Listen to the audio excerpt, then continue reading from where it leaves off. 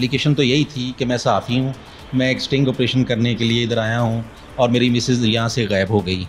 बल्कि आप देखें उस मज़ेदार बात यह है कि उस एफ़आईआर में एक DSLR कैमरे का ज़िक्र है जो कि काफ़ी महंगा है। अब वो उसमें चूँकि जर्नलिस्ट था, स्टिंग ऑपरेशन था, खातून का गायब होना था, जिन्होंने एफ़आईआर करवाई है, जो अपने आप को सहाफ़ी बताते हैं, ये बेसिकली सर उसने अपने बयान में ये भी कहा है तूबा ने कि मेरी डिवोर्स हो चुकी है लेकिन ये मुझे जाने नहीं दे रहे, छोड़ नहीं रहे। नाज़रीन, चंद रोज़ पहले सोशल मीडिया पर एक ख़बर बहुत ही गर्जिश में थी कि सहाफ़ी ने ज़नाकारी के अड्डे पर छापा मारने के लिए अपनी बीवी को बतौर चारा इस्तेमाल किया और उसकी बीवी वहाँ से गायब हो गई।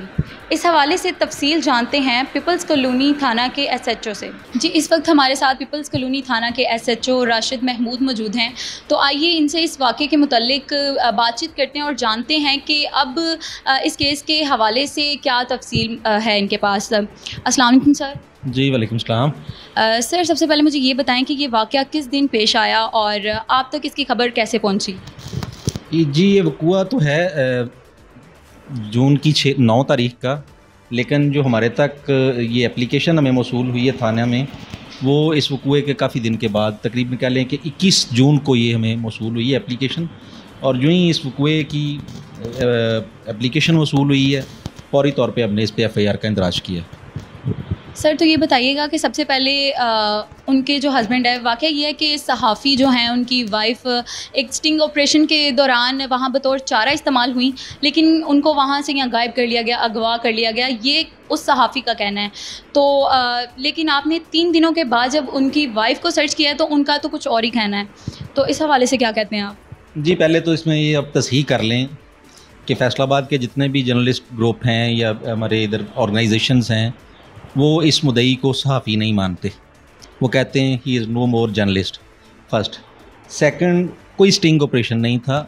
It was just a matrimonial इख्तलाफात थे उनके फैमिली में, और उसी को ही बेस बना के उस बंदे ने खुद साख्ता सहाफ़ी बन के ये एक एफ़आईआर के इंदराज की कोशिश की, जो कि उस खातून की बाजियाबी के बाद बिल्कुल उसकी कहानी जो है वो सारी की सारी निगेट हो गई, ख़त्म हो गई।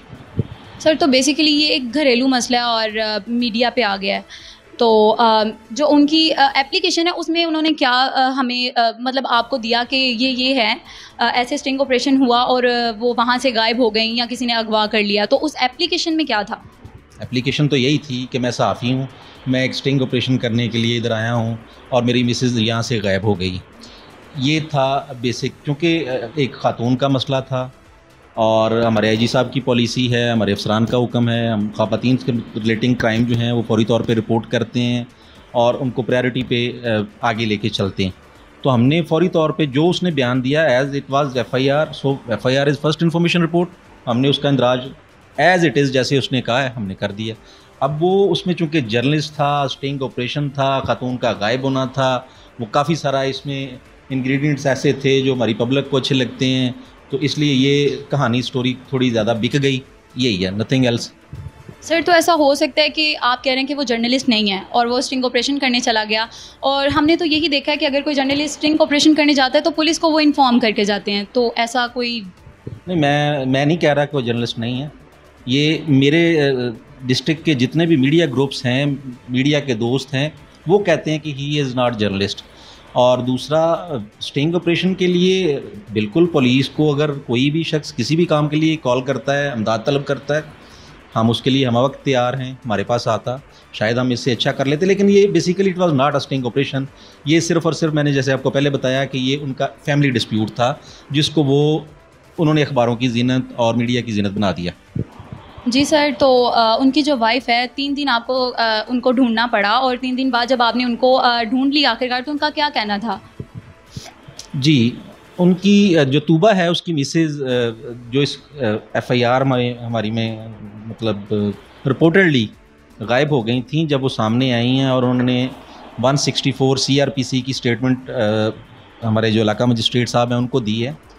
तो तूबा ने कहा है कि मुझे तो किसी ने अगवा नहीं किया, मैं अपनी मर्ज़ी से गई हूँ और मैं इस शख्स के साथ नहीं रहना चाह रही थी, ना मैं किसी स्टिंग ऑपरेशन के लिए आई थी। बल्कि आप देखें उस मज़ेदार बात यह है कि उस एफ़आईआर में एक DSLR कैमरे का ज़िक्र है जो कि काफ़ी महंगा है। और बेसिकली ये जो सब मौसूफ़ जिन्होंने एफ़आईआर करवाई है, जो अपने आप को साफ़ी बताते हैं, ये बेसिकली लोगों की शादी ब्याह पे कैमरा मैन ही करते थे। और इसमें एक पहलू ये भी है कि शायद ये उस डीएसएल कैमरे को हज़म करना चाह रहे थे, ये चीज़ है। सर उसने अपने बयान में ये भी कहा है तूबा ने कि मेरी डिवोर्स हो चुकी है, लेकिन ये मुझे जाने नहीं दे रहे, छोड़ नहीं रहे और मुझे अभी भी अपनी वाइफ समझते हैं। तो क्या उसने कोई ऐसा कोई केस दर्ज करवाया या उनकी अलहदगी का कुछ? नहीं, ये नहीं है।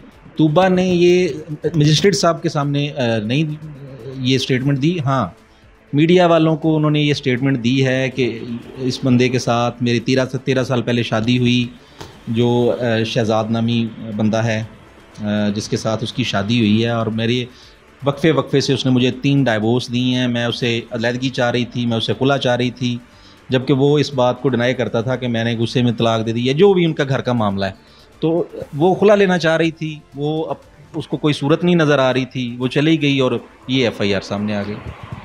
ठीक है सर, तो आखिर में मुझे ये बताइएगा कि ये जो घरेलू मसला था और मीडिया पर आ गया, तो आप इस हवाले से लोगों को क्या पैगाम देना चाह रहे हैं? जी, मैं तो यही पैगाम देना चाह रहा हूँ कि हर घर में इख्तिलाफ़ात होते हैं। मीडिया वाले हैं, पुलिस वाले हैं, ये किसी भी मकतब फ़िक्र का बंदा है, घरों में सारे एक जैसे ही हैं। बहुत सारे मामलात किसी के पास भी हो सकते हैं। खुदारा अपने गंदे कपड़े चौक में रख के ना धोएं। जो भी मामला है वो सच आके पुलिस को बताएं, ताकि पुलिस इन ट्रू मैनर्स आपकी मदद कर सके। इसी के साथ अपनी मेज़बान संभल भट्ट को दीजिए इजाज़त। अल्लाह हाफ़िज़।